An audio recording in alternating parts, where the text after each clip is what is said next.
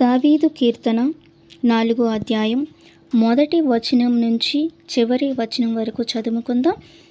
నా నీతికి ఆధారమగు దేవా, నేను మొరపెట్టినప్పుడు నాకు ఉత్తరమిమ్ము. ఇరుకులో నాకు విశాలత కలుగజేసిన వాడవు నీవే. నన్ను కరుణించి నా ప్రార్థన అంగీకరించుము.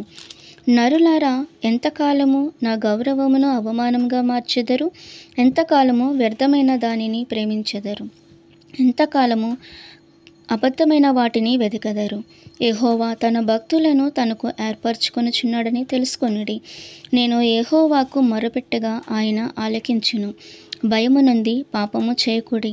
మీరు పడకల మీద నుండగా మీ హృదయములలో ధ్యానము చేసుకొని ఊరకుండుడి.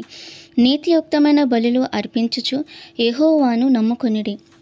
మాకు మేలు చూపవాడెవడని పలుకువారు అనేకులు.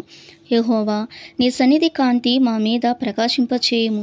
వారి ధాన్య ద్రాక్షారసములో విస్తరించిన నాటి సంతోషముల కంటే అధికమైన సంతోషము నీవు నా హృదయములో పుట్టించితివి.